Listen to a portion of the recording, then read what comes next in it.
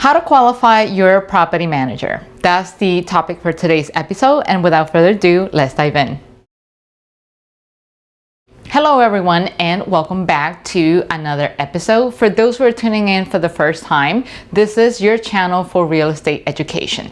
Now, I received an email not so long ago from one of my viewers, and this person asked for property management. So I never thought of actually creating a video, so I'm going to take a stab at it today. I compile a list of 25 questions that you can potentially ask a property manager that you're looking to hire. So before we dive in any further, let's just talk about the type of property managers that you can find in the market. So the first one are the major companies that manage hundreds and hundreds of properties at the same time, and they have a mix of commercials, single families, buildings, and they have teams that are specialized and manage your particular niche. You also have the mom and pop shop where the property manager can be a single individual, it can be a couple, maybe a brother and a sisters or two brothers, and they manage smaller rental portfolios. So they typically manage somewhere around, let's say 25 to 50 properties at the same time, and they usually are single families. They can manage one entire building with, let's say, 17, 20, 25 units at the same time. And there's also number 3, yourself. You can be your own property manager, and I will leave that up to your discretion. I would prefer not to if the property is too far away from you, because you don't want to get those calls at 2, 3 o'clock in the morning, and then you're going to have to drive an hour or two just to make sure you can actually open up the door for someone. But we're going to tackle that a little later. So now let's just take a look at the list that I've compiled together of 25 questions. Let's dive in. So now I had to keep everything on my phone because I don't want to forget the number of questions, or I don't want to jump or skip one that I'm not supposed to be. So the number one question you're going to ask your property manager is, how long have you been in business? Why do you want to ask that question? So typically you will want a property manager to be in business for about 5 years. Why is that? It's going to prove that they are seasoned, 2, that they know enough about the industry, the market. And if they've been around 5 years, that means they're usually doing pretty good, because you also want to make sure that they are a solvent company, whether small or the large ones, because you think about it, you have to pay staff turnover, you have to pay for the technology that you're leveraging in order to keep track of all the properties that are being managed and things to that matter. So I will say golden rule, at least 5 years in the business. Now the second question is, how have your business changed to keep up with technology, right?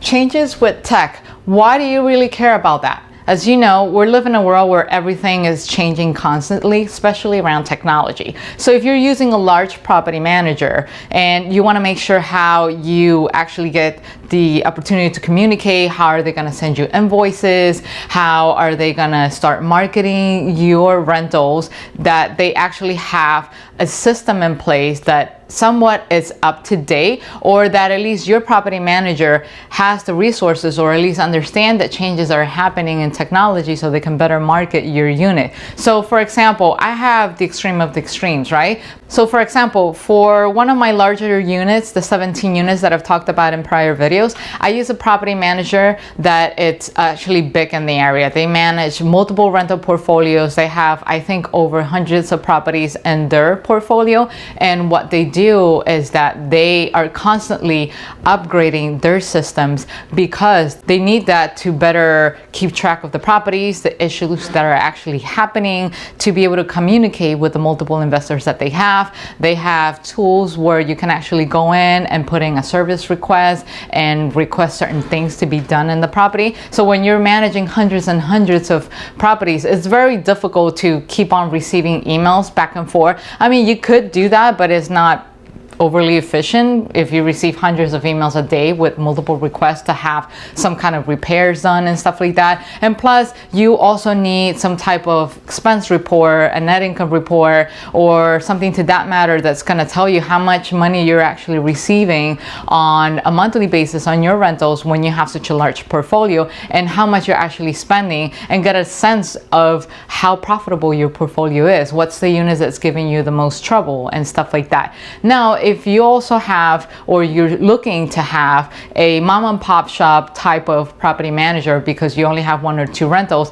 that's fine. I have that as well. And my property manager actually doesn't have anything that it's overly fancy when it comes to technology. He uses an email. He manages, I will say, maybe, I could be wrong, but on average, maybe somewhat between 25 and 50 properties on his own. And he drives back and forth to them. He checks on them. And his system is fine. He uses Adobe to create invoices. He emails me on a quarterly basis. He communicates with me via email. When it comes to items that need to be sent, copies of receipts and stuff like that. And he is only a phone call away, a text message away. So I don't need him to be overly fancy because what he's managing for me is only 3 properties. So I don't need to require him to do something like that because he just doesn't necessitate that type of technology. So either way, it's fine as long as you make sure that they're keeping track of everything and how they actually leverage the technology to make things work for you. Same thing with the marketing. Even with a small mom and pop shop, like the one that I'm using, they leverage other tools like Zillow, they use Facebook, they use Craigslist. Just make sure they know what's going on and that they are actually, they know what they're doing with the technology in a way that's going to benefit you and it's going to benefit them. So number 3, it's which property manager service do you currently offer? That's very important for you to ask because not every company offers the same type of services. Some property managers are strictly solely property management in the sense that they're gonna go, they're gonna pick up the rent, they're gonna make sure you have a tenant, and that's it, right? And some other property managers, they are a little bit more comprehensive in their services. So the ones that I have, they pretty much manage the entire process from end to end. They're in charge of marketing your property for rentals. They are in charge of screening the tenant. They are in charge of doing any repairs that is possible. If they have the capability in their own team. So like, for example, the large firm that I'm using, they have everything in-house. They have their own contractors. They have their own electricians. They do everything on their own. And then at the end of the month or at the end of the service, they will bill me for the services that were provided. Now, for the smaller property manager that I'm using in another state, he's very handy. So for the small repairs, he can actually do that himself and bill me for it. But that's separate from the services. It's not part of the whole 10% that they charge on a monthly basis. We're gonna get to fees later, but just keep in mind that you are aware what is that 10% or the 12% that's being covered as part of the property management services. Typically, it shouldn't be all inclusive because just driving in itself to go and pick up the rent or helping you find the right contractor, the right electrician should be fine.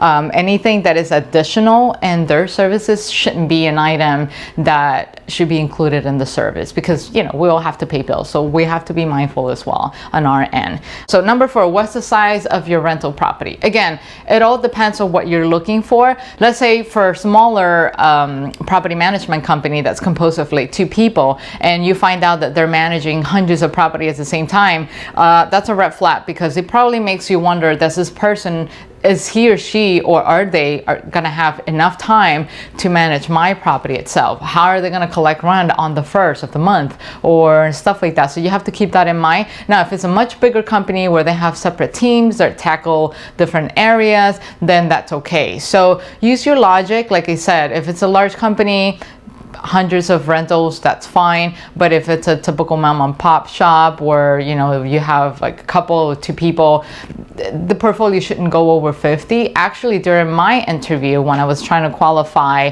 for a property manager for one of my rentals, this person, he was completely honest with me, and he went ahead and said, you know what, I'm managing 50 properties right now, and it's just myself, and it's gotten to a point where I'm starting to shred off some of the properties because I just don't have the bandwidth. So if I take one more person or one more property into my portfolio, I might not give you the attention that you deserve. See, now that's great customer service. That's great business acumen. You want someone who is honest and upfront with you, and not someone who's just trying to get your paycheck and that's the end of the story, and then have poor property management. Not only that's a headache on your end, you're wasting money, but it's also a source of liability if they're not taking care of the property the way it's supposed to be taken care of.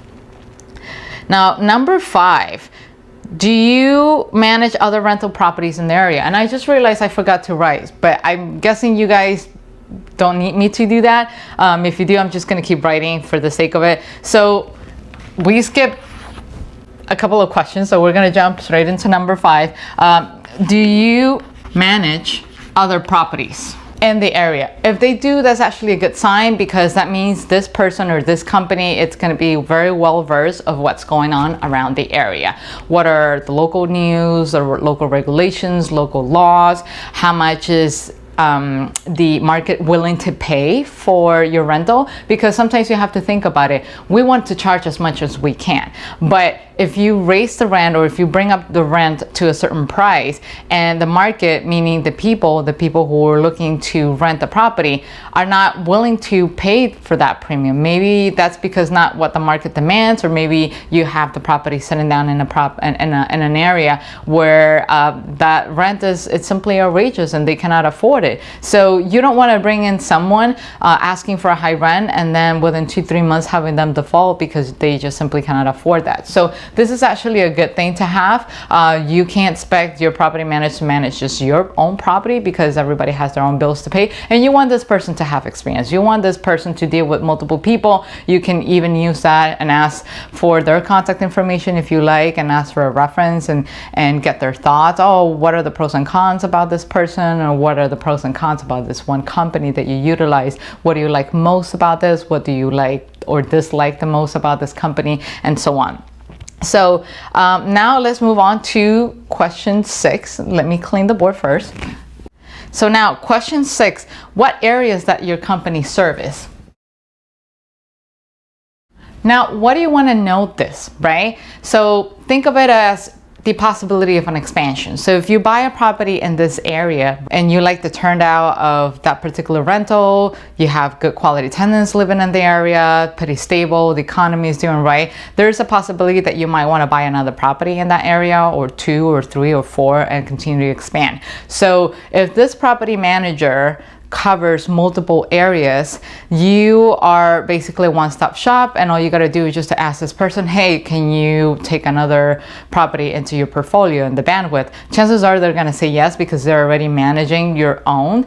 What you don't want is have one property manager handle one property and then have another property manager handle another one, and so on, just because they don't cover specific areas. And then managing the property managers itself is going to become your full-time job. The whole purpose of outsourcing the services is that so you don't have to carve time away from your own schedule to manage those rentals. So you need to streamline the whole process and have one property manager managing that specific area, whether you decide to expand or not. And the same thing applies for the mom and pop shop. So if they cover multiple areas in a city, that's great, because this one person, you're going to deal with this one person individually, and they're going to take care of everything you need. So now, number 7, which type of properties do you manage?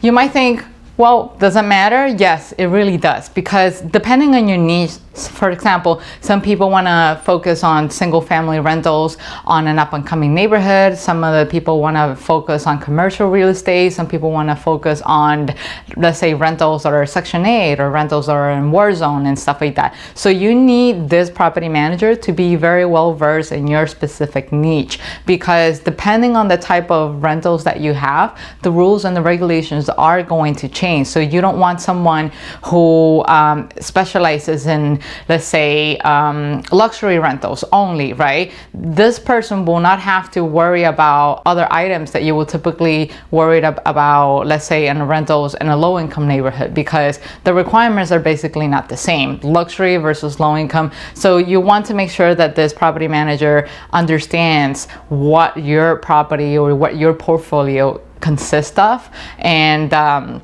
just get the best out of their service.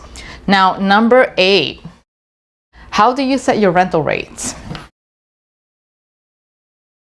So now expect this property manager, this prospective property manager, explain or walk you through the process how they typically set up the rent. So what I expect to hear, right, it's, well, I go on to Zillow and I do a quick search of how much is the market willing to pay, the comparables around the area, or I go to Facebook and I check that as well, or maybe onto Craigslist, or something like, oh, well, I already manage a couple of properties around their area and the rent that they typically charge goes around this range and this range. On the lower range is because you don't have a nice kitchen or the floor needs some work, whatever, or you can charge up to, let's say, $1,400 because you have a new kitchen, you have a new bathroom, yada yada. So they have to walk you through the entire process as to how they do that. So if you don't know how to check that out, I believe I made a video not so long ago on how to invest or look for areas and where you can invest, and that actually talks to you, walks you through how you can do the research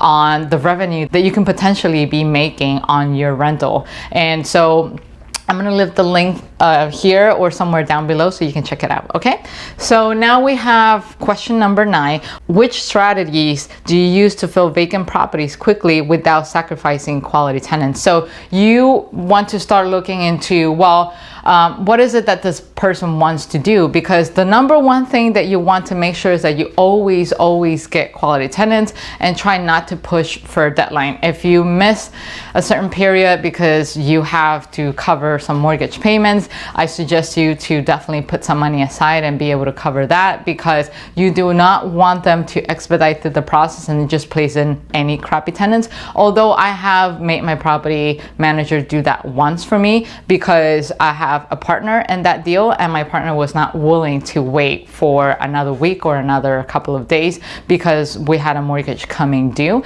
So what this person did, basically, he instead of going to his usual source to do the marketing, he went to multiple sources, and he recommended us to lower our rent by a little bit just so we can continue to get more volume and have more to choose from when it comes to qualifying the tenants. So that worked out for us in the end. I'm not sure if that's going to work out in the long run. Typically, your rental should not be in the market for over 30 days. That's the standard turnaround, so keep that in mind. But if it's anything further than that, you might not want to continue to use that service. In our case, we only gave my property manager less than 2 weeks to turn it around, and I was very impressed because he did a pretty good job and we wound up with a really good tenant. So something for you to keep in mind.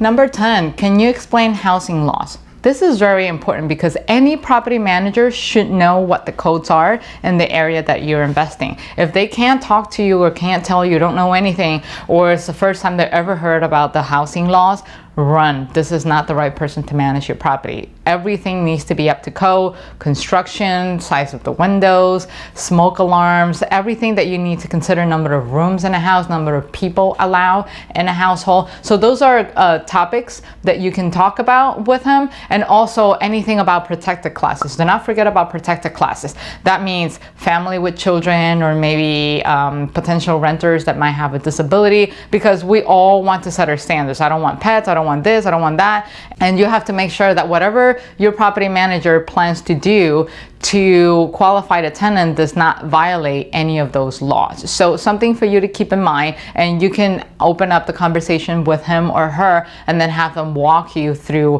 what the local laws are over there. Although protected classes, I think that's at a federal level, so you have to make sure and you check that with them. Some states have additional protected classes depending on religion and stuff like that, so you have to make sure you cover that as well. Number 11, does your team have specialized roles? In other words, do you have a power team, right?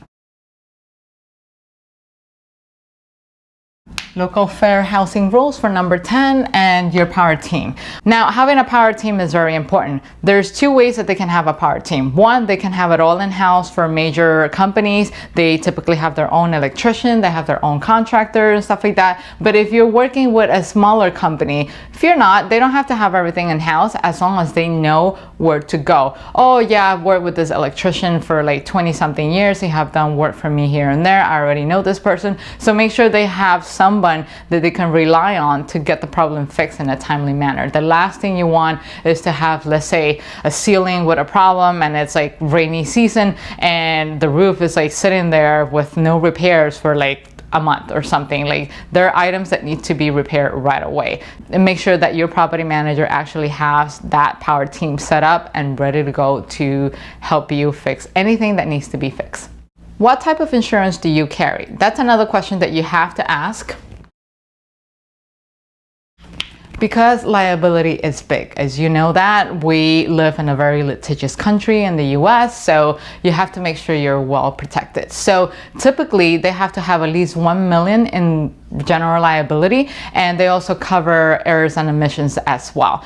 Why do you want to do that? Because if they're in the middle of a job, somebody falls, you get the picture, right? Make sure that they are covered just as well as you are covered in your own property with insurance coverage. Now, the item that typically gets into a lot of open discussion: fees. Typically, property managers charge somewhere between 8% to 12%. Now, whether that's eating into your profits or not, I find this the best 8 or 12% that you can ever invest in anything. It can save you so much time. If something breaks, your property manager is going to be there to fix it, especially if you're investing in long distance, and you don't have to worry about getting any calls at 2 or 3 o'clock in the morning because somebody got locked out of their premises. So to me, it's very well worth it, but I do understand that not all of us can afford a property manager. When I first started investing, I managed my own properties and I actually learned a lot, but again, I'm not going to deny that whenever something happened, those phone calls were not so fun to receive. And then not only that, then I have to go ahead and call an electrician, call somebody to do the repair of something that broke in the bathroom, yada yada. I mean, believe it or not, it doesn't happen often, but because of wear and tear, things are bound to break eventually. So it's not so much about the tenants. Sometimes it is about the tenants, but in an ideal scenario, the tenant is not in to break stuff. They want to live in a good place, and I think they also deserve to have everything in a good condition. So when you're managing your properties yourself, it's going to be a little bit more hands-on. But if you don't have the budget, or maybe you're doing it like I did because you wanted to learn something, so that way you can go ahead and interview future property managers to manage your own portfolios. So that's completely up to you, but these are usually the rates that they charge, and I find them to be very well worth it. Now, question 14, do you collect fees when the property is vacant? If that property management company says yes, run away. Why would you charge fees if the property is vacant? It gives them no incentive whatsoever to go ahead and market your property and push it out so it can be rented, because they're getting paid anyways. So keep that in mind. If they do that, that's a big no-no. You do not want to hire that property manager. Number 15, can I cancel my contract without penalty if I am unhappy? Generally speaking, you should be able to. What they do is that they request that you give them a written notice in advance. I'll say typically about a month or so, sometimes even less, depending on the relationship that you have with them. But companies shouldn't give you a hard time terminating a contract, and it should be the same the other way around. Property managers, they also have the right to terminate the contract with you because the relationship is simply not working, or maybe the tenant is too much to deal with and they don't have the bandwidth and they don't want to do it, but you want to keep them in there. So whatever the reason is, it goes both ways. You have the right to terminate the contract as long as you give them a written notice, and they can choose to do that as well. Now, the next question, number 16, are there any miscellaneous fees that I should be expecting? And I realized I forgot to write the other question above, so I'm going to do that right now. Any miscellaneous fees, so anything that involves eviction fees, marketing fees. Again, it goes back to one of the prior questions, what is included in your fees, right? So if they don't charge that as part of the 10%, they will charge that separately. Typically they do. So that's what the miscellaneous fees are about. Number 18, what is your vacancy rate?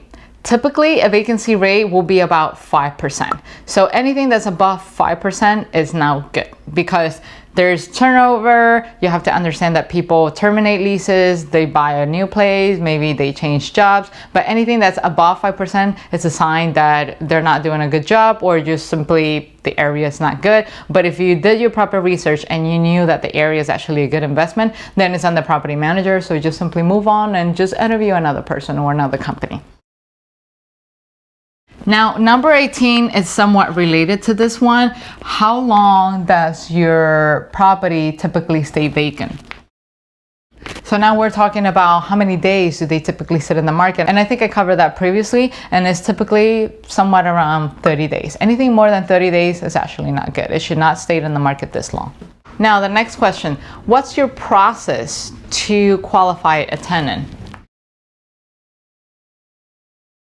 This is a subject that I'm going to cover more in deep in another episode because it is quite lengthy. But for the purpose of this video, I'm just going to give you a high-level overview of what you should expect to hear. You should expect them to say something like, well, we do a credit check, we do a background check, we don't tolerate any evictions. To me, an eviction is a no-no because if it happened once, it can happen again. I'm more flexible when it comes to credit because, hey, not everyone has credit. You don't know what their circumstances are.